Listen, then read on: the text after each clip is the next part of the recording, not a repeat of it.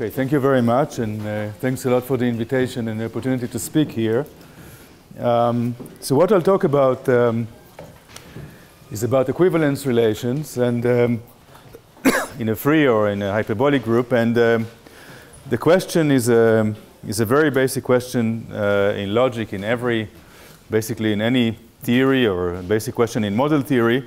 But you'll see quickly that as often happens in this subject, it's a question that originates in logic, but it becomes a very geometric, and hopefully it will have other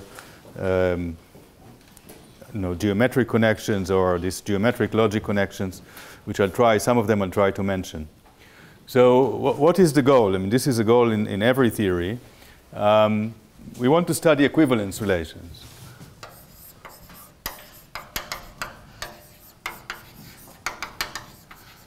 So if you just think about equivalence relation on some set, okay, free group in particular, a countable set, well, if we take free group, say a finitely generated free group, and you want to classify all equivalence relations, well, that's not difficult, right? I mean, just all partitions of this set, in particular, there are uncountably many. But we are interested only in those that are definable. So P and Q will be tuples, finite tuples. And definable means that it's possible to define the equivalence relation by some formula, arbitrary formula, first order formula.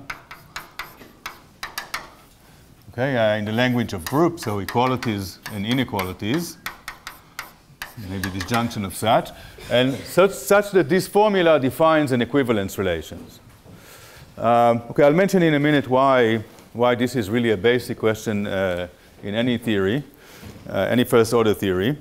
But we want to classify all these equivalence relations, in particular the only countably many, right? Because the language is countable.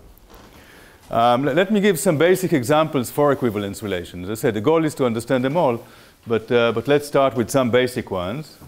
So the first one, let's take a very easy one. Suppose this is fk to the L. So we talk about tuples, not just the free group itself. And we can take some finite collection of definable sets inside, disjoint definable sets. And of course, also the complement will be definable. And we declare each of these definable sets to be an equivalence class. Okay, here there are only finitely many equivalence classes, and this is clearly a definable equivalence relation.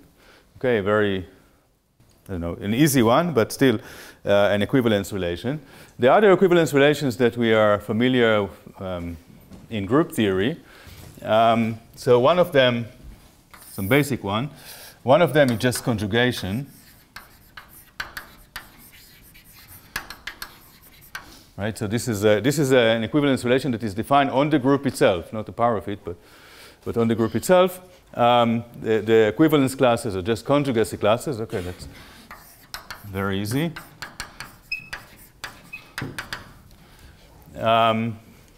So this is one basic equivalence relation. Another one, okay, let's just show that actually this equivalence relation is a definable equivalence relation. And here in general, well, in particular in the case of a free group, there will be infinitely many equivalence classes. Another one that we are familiar with, okay, if we take a subgroup H, so H is subgroup, okay, in our case it's in a free group. And well, we can look at all cosets of this subgroup. Okay, this is clearly an equivalence relation. However, in general, this will not be definable. Okay, but if the group itself, if the subgroup itself is definable, then it is a definable equivalence relation. And okay, if you go well slightly further, another equivalence relation that we are well familiar in group theory, if we have two groups, okay, we can look at the. Let me denote it like this, the double cosets. And again, if H1 and H2 are definable, then this is a definable equivalence relation. So this equivalence relation exists in arbitrary groups. Of course, they are different because the class of definable subgroups is different from one group to another. But anyway, the second and the third also gives examples of equivalence relation, and some of them will be definable equivalence relations. Now, as I said, I mean, the ultimate goal is to classify all the, in a way, to classify all the definable equivalence relations. But logicians, what logicians really want is a way to, if you have an equivalence relation, what they want is some uniform, some definable way to parametrize equivalence classes. So for them, an equivalence relation is trivial, or sometimes called real. Real equivalence relation is the following. There is an easy way to get an equivalence relation immediately with parametrization, and this is the following. Okay, if we have a function from, okay, I'll always take a power set of the free group into some other power set. Okay, so we want this to be, this is a function now. And since we live in a definable world, then we need this function to be a definable function. So this just means, okay, don't have to worry too much about this, but this just means that the graph of the function is a definable set. Okay, anyway, if this is a function, then, well, the pre-image of every point in the range will give us an equivalence class. Okay, that's why it defines an equivalence relation, and you get automatically parametrization, because for every point in the domain, you just see where it goes. Okay, and this will be a class function, because that's how we define this equivalence relation. So a definable function gives immediately an equivalence relation with parametrization. So in logic, this is usually considered as, I don't know if to call it trivial, but anyway, you don't have to pay any price to parametrize the equivalence classes of an equivalence relation like this. So this is a price that we are willing to pay, I mean, looking at such definable functions. Okay, let me just say a word why this is a basic question. So the first thing is that okay, there are quite a few results in logic that require the model that we look at to have a parametrization, a definable uniform, if you want, parametrization of equivalence classes. But the whole notion of interpretation,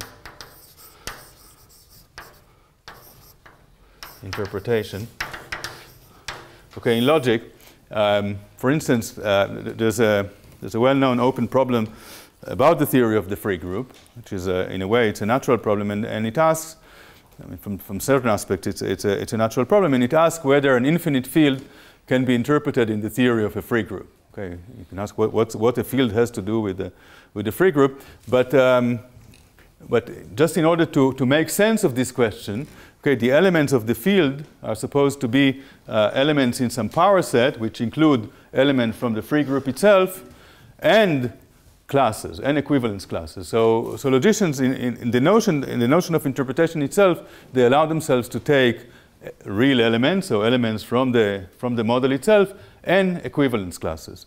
So I mean, just to treat, even to understand what does it mean to interpret something inside another theory, you need to understand equivalence classes. So this is a very basic question, and there is a technique. I don't know, a basic technique that I think is originally due to Sela, that appear in his classification theory, that if one has a model, then somehow, you know, if you don't understand something, that's many times people do it in logic. If you don't understand, then you just throw everything in without knowing what you threw in.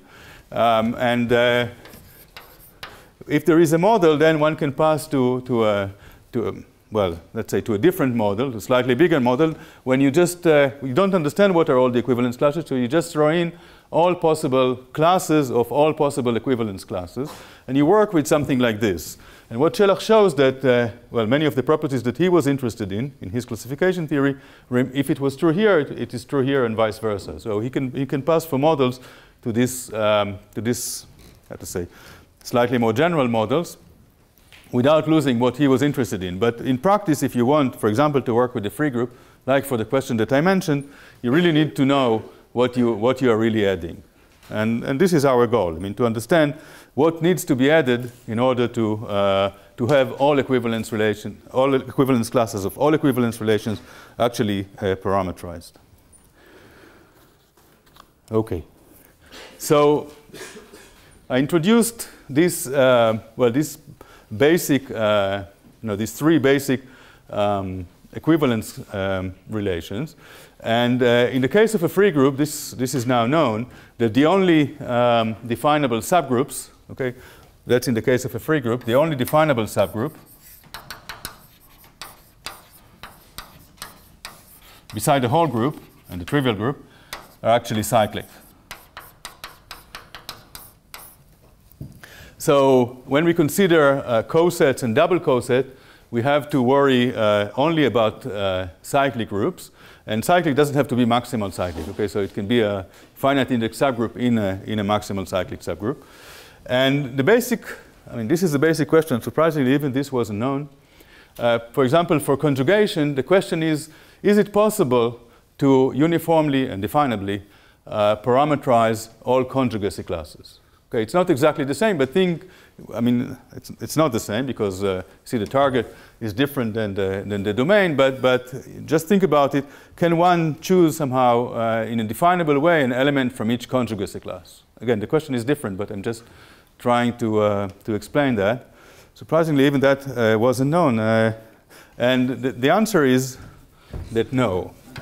You don't have constants in your language. For this question, it doesn't matter. I can allow constants. It doesn't matter.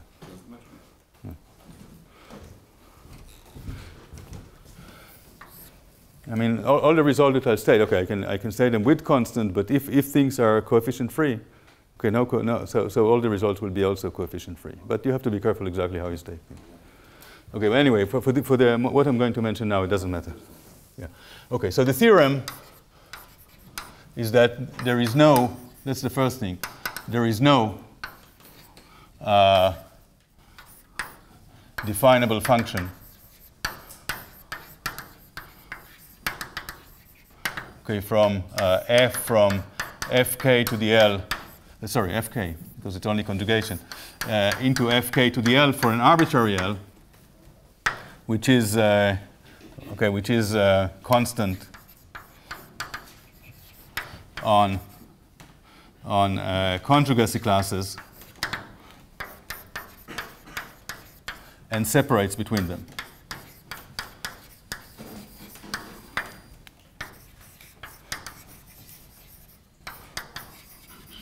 So it's impossible to, in a definable way, to actually parameterize the conjugacy classes in a free group, or for that matter, the same result hold also for all torsion-free hyperbolic groups. Okay, that's so this is impossible.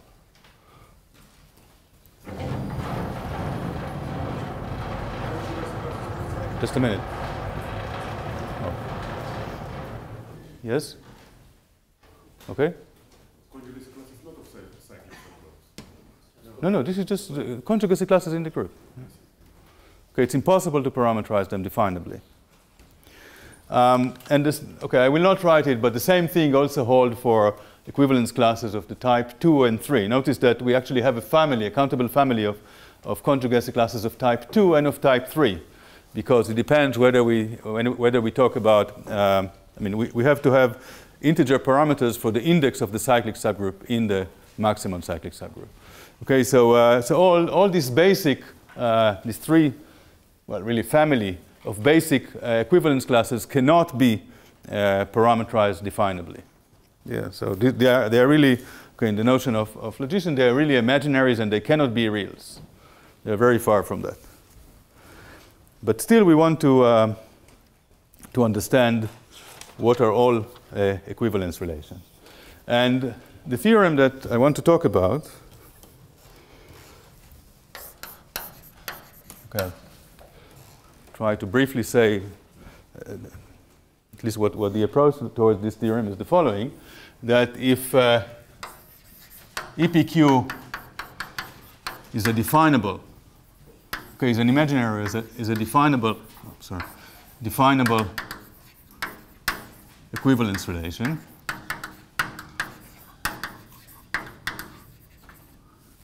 Then there is a function f. Now it's an arbitrary. There is a function f, which is a definable function.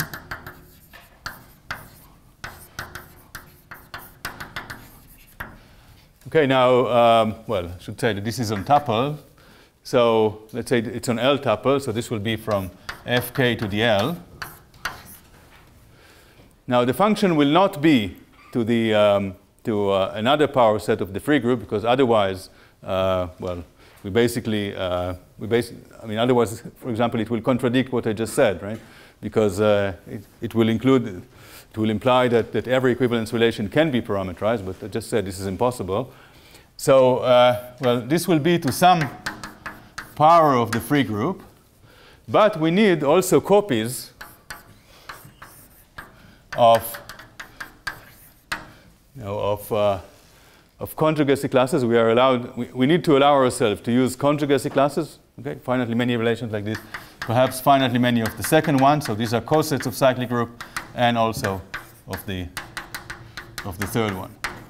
Now, I stressed before that these are really families because it also depends on the index of the cyclic group. So I mean, to be careful, I need to add here parameters for the indices of the cyclic group, but I just, being sloppy, I just omit that. But anyway, there's always a function. Oh, let me just, I'll fix it in a minute. It's not exactly a function. But anyway, not into a power set of the free group, but we need to add these three basic relations. Okay, I'll fix it in a minute because it's not exactly a function, but very close to it.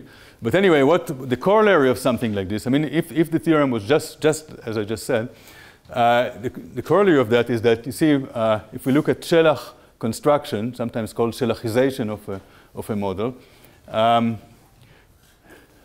it's logician's terminology. Okay, so what it means that in order to be able to parameterize every definable equivalence relation, what we need to add is only the three basic relations. Nothing more is needed. Okay, this we have to add, as I just said. I mean, they cannot be parameterized, but that's it. Once you had them, then you're done. You can parameterize everything else. Now, the thing is that, well, we cannot really get it to be a definable function, but rather a multifunction. Still definable, but multifunction, and that means that the image of an element, okay, is not 1 point, as in a function, but actually a bounded set, uniformly bounded set. And this implies, okay, in logician terminology, this implies a geometric, that's logic terminology, and weak elimination of imaginaries. And actually, for all practical purposes, I mean, this theorem was already applied by logicians to get several theorems, and for all practical purposes, this plays the role of, if you just erase this, I mean, there's the strong elimination of imaginaries. And actually, I'm not going to get into that, but actually the reason that I mean, these words come in, I mean, this is because this is a multifunction and not a function. The reason that in practice one can actually work with this is really the JSJ, but I'm not going to get into that. So the image is finite, yes? Bounded. Yeah, uniformly bounded, yeah. Finite. For each element, yeah, in particular it's bounded, but it's even universally bounded. Okay. Yeah, see, I should have said, I mean, this is a definable multifunction and it's separate between classes.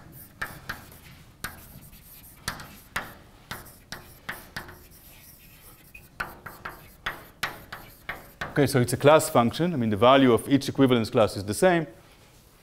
And moreover, for different classes, the image is a different bounded set. Okay, so I want to talk a little bit about the strategy towards the proof of this theorem and also some of the tools that is. It's true also for, at least I proved it for torsion-free hyperbolic. I assume that it's true in general, but anyway, the techniques I have available are for torsion-free. Okay, so, and as I said, I want to talk about the strategy of this thing because I think it is interesting, and also about some of the tools that it uses that it already have some other applications, and I think they are interesting by themselves. So to describe a strategy how to prove this theorem. So let me start with a theorem that it's really an analogy. I mean, it's a very big theorem. Actually, a fantastic theorem. One of the most famous and really amazing theorem in computer science. And this is what's called the Pcp Theorem. It's really, I'm just taking this as an analogy, no? Okay. Probabilistically checkable proofs. And this theorem, okay, I'll really go briefly. It's only for analogy. It's not going to use it. Says the following, that suppose that you want to prove an NP problem, and another person wants to check if the proof is really correct. So the first person who has the proof is supposed to write the proof in some particular protocol, some particular form. It will be a relatively long proof.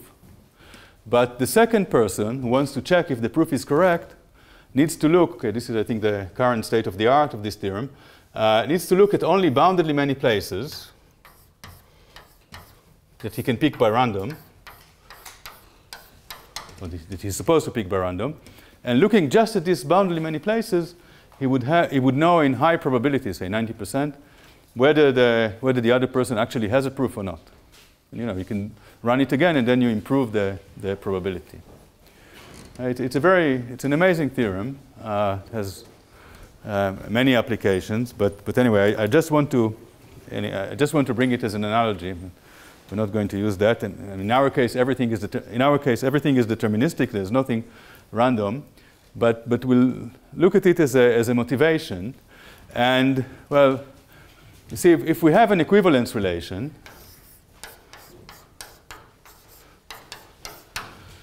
well, we don't know, a priori, we don't know anything about this, just that it's equivalence relation and it's defined using a formula. And we still want to parametrize its equivalence classes by some other formula. And the question is where to find the parameters to parametrize this thing. Okay, I mean, we can use afterward. It turns out that we have to use these three families, but just leave it aside. Okay, so we use the fact that, I mean, the question is where to look for these parameters. And indeed, for me, it was for a long time a puzzling question. See, if we have values for this element P and Q that belong to this equivalence relation, namely they are in the same equivalence class, then that's in the proof of the quantifier elimination for free groups, there is a proof that P and Q, okay, that the quantifier elimination procedure produces a proof that, let me just schematically write, P is part of the proof and Q is part of the proof.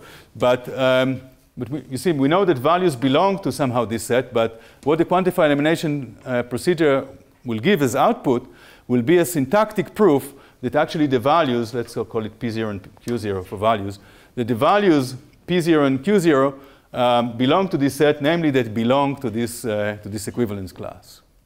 Now, we cannot expect that the proof itself, okay, can parameterize the classes, because first of all, the elements themselves are part of the syntax of the proof. So that cannot be. But what we are going to look for, we're going to look for part of the proof. We hope that there is a part of the proof, something, okay, somewhere in the middle, okay, whatever middle means here, something inside which will depend only on the class. So you see that the machine that produces this proof, of course, knows nothing about equivalence classes. The machine works for any definable set. But in case that the definable set is an equivalence relation, we want to look for something inside the proof which will depend only on the class and not on the particular elements, something inside. Well, we'll see later that maybe the original proof will not be good enough to separate between classes. So we'll go back to the prover and ask to, in a sense, like the PCP, we'll ask to write the proof, to add information if you want, or to write it in a different protocol and to improve somehow this class function until after finitely many iterations, what we will get will actually separate between classes. Okay, it's not clear, of course, why such a strategy can work, and And whatever all these things means here, because the only proof that it works is the only good reason to use this strategy is that it actually works. But it's very hard to know in the beginning that such a strategy can actually work. Okay, so now let me try to say a little bit more about how we implement this strategy. And as I said, I mean, other things that I think can be very useful for other problems actually already have been used and are being used, mostly by logicians. So the first thing that we are using here, which is another concept that I also put in the title, I mean, the concept of an envelope of a definable set.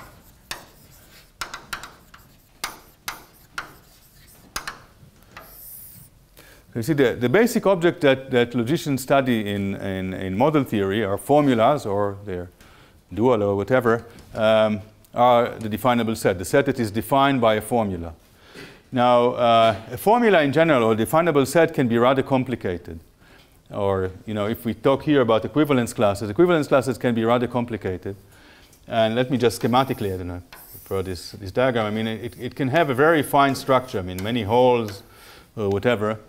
And if we want to parametrize equivalence classes, or for many other purposes, we are not really interested in the fine structure of the set. We're somehow just interested in the global structure and not what happened inside. So it turns out that with each, that's in general, with each definable set, let me denote it just like this. Okay, this is the definable set. It's possible to associate with this definable set, it's possible to associate another set, which is much simpler than this one. So this will be a set D of P, which I'll say in a minute a few words on. And this is what's called a Diophantine set. Okay, so what is a Diophantine set? Well, this is just given, but this is a projection of a variety. So we have to add some additional variables. Okay, and just look at the projection of this big variety into some of the variables that are the same as the original ones. Okay, this is a projection of a variety. And moreover, it has a very particular structure and an additional property, which is the most important one, which I'll describe in a second. Okay. P is just a tuple. Okay, so yeah, so the definable set are all the values of P which are in this set. Okay? Yeah, hope I'll manage with this. Oh no.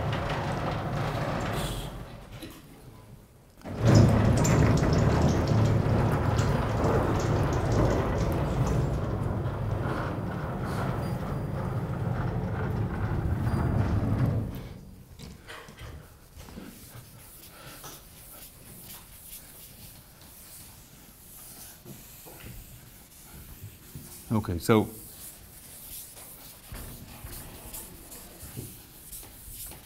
what is this? Diophantine set, and what extra properties does it have? Because I didn't mention the most important property. Just to find, so far what I said that doesn't mean that much. But this Diophantine set, so we have again QP is just an arbitrary definable set. And dp is its envelope.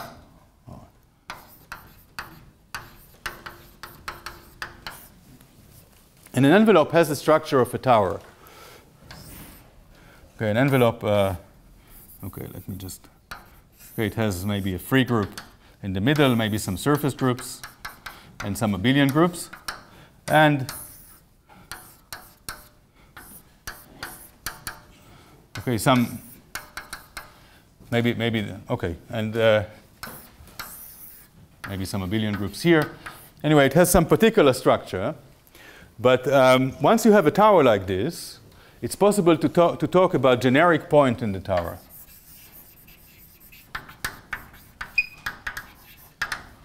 Okay, I mean, we consider all homomorphism from this tower, which is this tower has a fundamental group as well. So we consider all homomorphism from this tower into the coefficient group. And each we can look at each homomorphism is obtained. Say we start with one homomorphism, and then we can twist it with automorphism of the surfaces that are here, and also values for this abelian and free group. And what we want is that this automorphism will satisfy some combinatorial condition, which I won't get into. Okay, but the thing is that all generic points in the tower are actually contained back in the definable set. So you see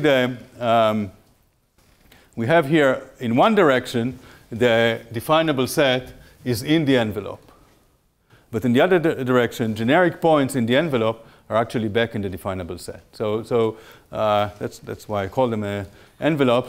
You see, for generic points, this set, which is much simpler, okay, just a projection of variety, looks like the original definable set. And you know, if you want to parameterize equivalence classes, then and you manage somehow to reduce question to generic points, you need to consider only this object, which are geometric and nice, and not the general definable set that may be much more complicated objects.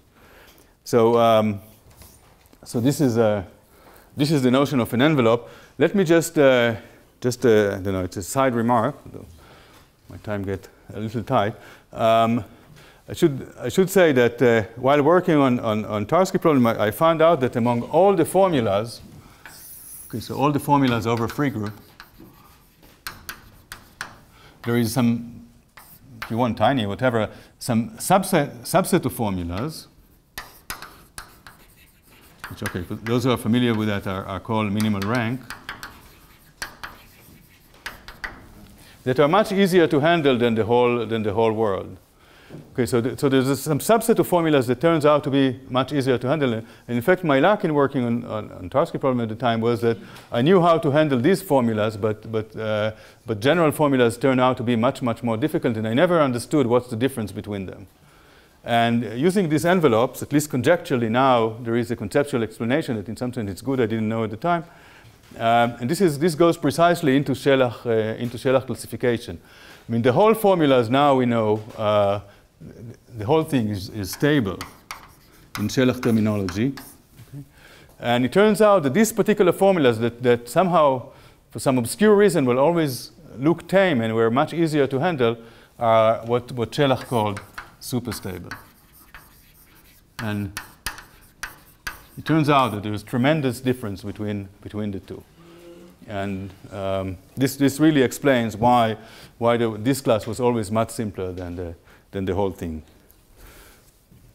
Okay, we can comment more on that, but I think because shortage of time, I'll just continue. Okay, so this is what happens in just one set. But you see, if we consider equivalence classes, well, then there's P on one side and Q on the other side.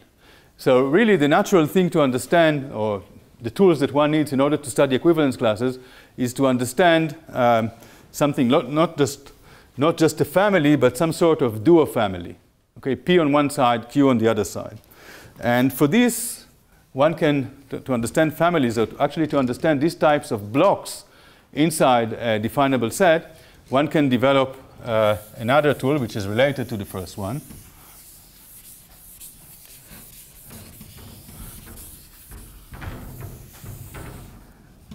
Which is somehow called a Duolin Group.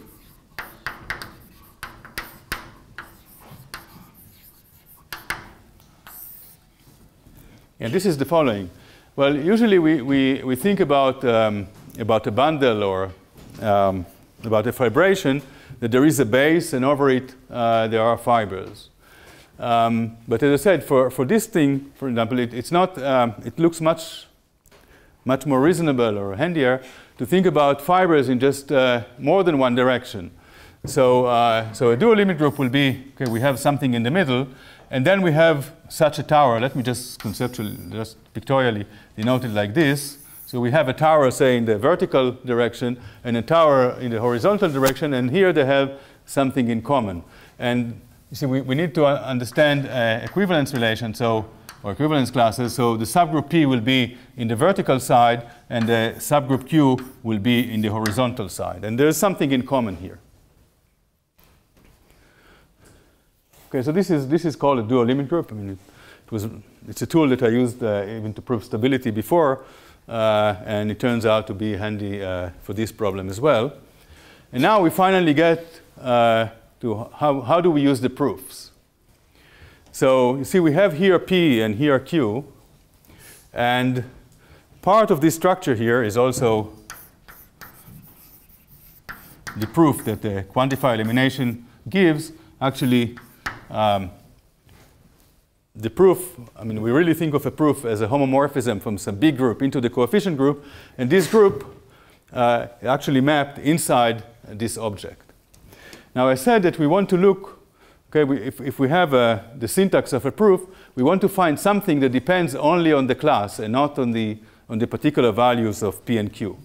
See, I mean, P may vary here, Q may vary here in this direction, but whatever will intersect the thing that in the middle or conjugates of it will be something in common. So the first thing that we want to somehow guarantee is that there will be intersection with this something in the middle. And this is something that, well, we're pretty used to, say, in Basser theory or whatever. And this is, in order to guarantee that, that there's something in the that there is a non-trivial intersection here, that we can hope for something that depends only on the class, we need to guarantee that the proof has the property that it doesn't factor into a free product, that there is a proof that doesn't factor into a free product, so that P is on one side and Q is on the other side.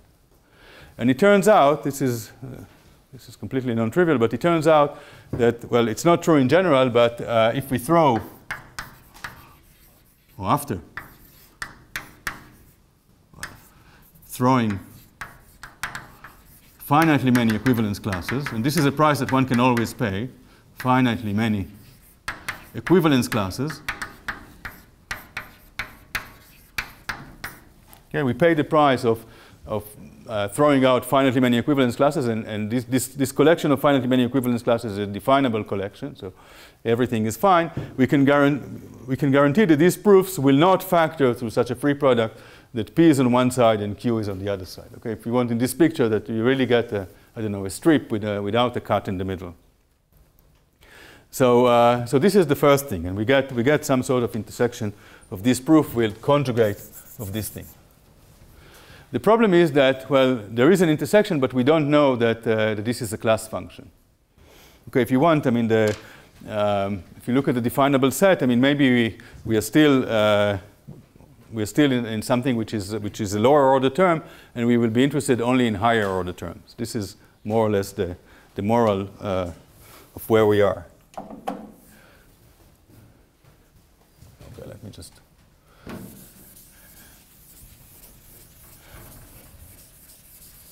Okay, so what we do in this case, if we didn't get yet, if this is whatever sits here is not a class function,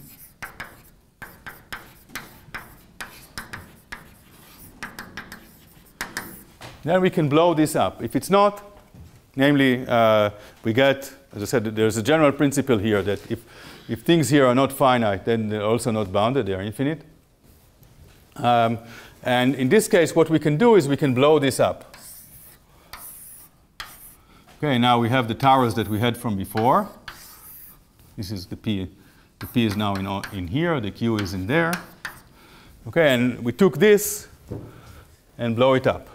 Okay, all these things require all sorts of technicalities, but I'm going to leave it now. And once we have that, okay, we construct another. Now it's not duo, but I don't know, a triple limit group. Okay, now there is a new Q mapped here.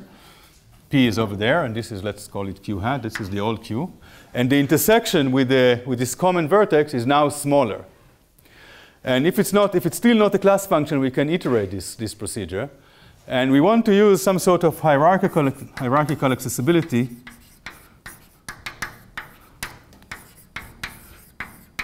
to guarantee that at some point we will get a class function. So there is a hierarchical accessibility principle, which is originally due to Delzant and Potigailo. The problem is that such a hierarchical accessibility principle doesn't work here. The reason is that there are free decompositions along the way, and there's a sort of standard counterexample to hierarchical accessibility in general, even for limit groups, in particular for free groups. And this is the following. Okay, you can look at a punctured torus. I mean, this is sort of the counterexample that is always given. This is a free group on 2 generators, and now you cut it along this simple closed curve, and you get again, okay, after you cut it, you get again a free group on 2 generators. Okay, and you can just iterate this procedure more and more, and it will never stop. So you can factor things, or split things over and over again. However, it's possible to get here an hierarchical accessibility even with free decomposition, even with free groups. And this is the following one, that these splittings that we get here are not just splittings of the group, as the picture over there, but these are splittings that are obtained from sequences of homomorphism. So it will be an action of a limit group on a tree that is obtained from a sequence of homomorphisms of the limit group into a free group. And for such actions that are obtained from sequences of homomorphism, one can prove hierarchical accessibility principle. If you want, the number of infinitesimal levels is always finite. Okay, and this will guarantee that this procedure terminates. Now, when it terminates, we finally get a class function. Okay, this thing that wasn't the class function before, after this process of refinements, will become a class function. So it looks as if we're almost done, but actually that's not the case, because we got a class function, but nobody says that actually this class function will separate between classes. And to get a class function that doesn't separate between classes, that's very easy. We can just associate with each class just a trivial group. So it looks as if, well, we didn't get much. We got a class function, but it doesn't separate between classes. But that's not quite the case, because we got something else here, which again, I don't know, people usually use in analysis. Well, what we got here is a separation of variables, because the P sits in one side, the Q sits in the other side, and what sits in between has only boundedly many values for each class. So, I mean, the picture is something like this. I mean, you have P as a subgroup of one vertex, Q as a subgroup of another vertex, and there are edges in between, maybe several edges, okay, that for each class, these are class functions. For each class, there are only boundedly many values here. Okay, so what we really obtain, beside the fact that this is a class function, is a separation of variables.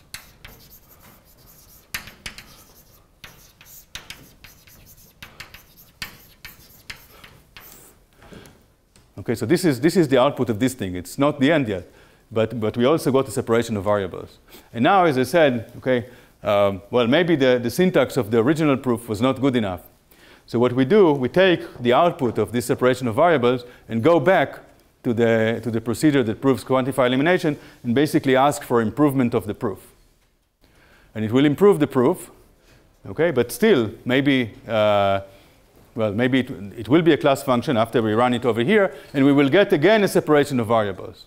So, I mean, this procedure that separates variables can be somehow coupled with the quantify elimination procedure, with the machine that does quantify elimination, and each time we will somehow improve the syntax of the proof. And this procedure will terminate after finite time, and when it terminates, we are going to get a class function that actually separates between classes. So this is the function that actually we want in the statement of the theorem.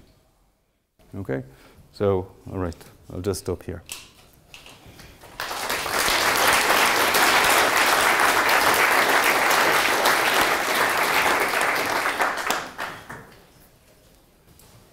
Thank you very much. Other questions? Is it on archive already? Sorry? Is it on archive already? Is it? Yeah. Yeah?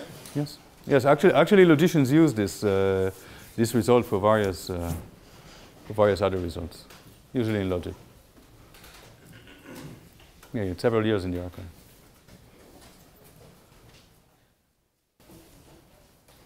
Other questions?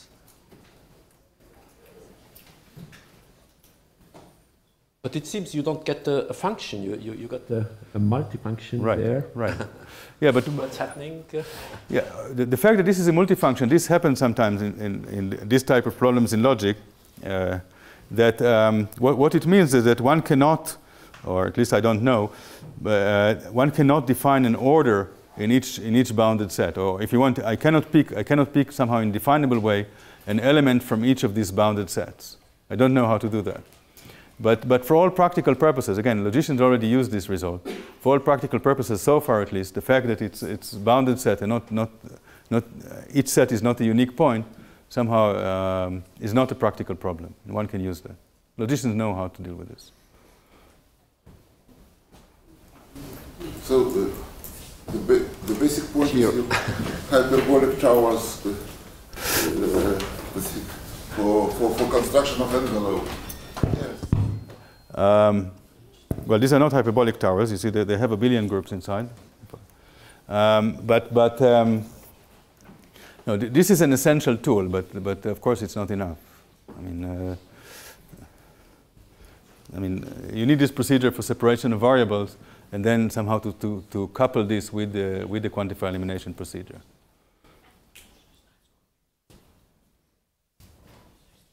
Other questions? If not, then we think still again. Thank you.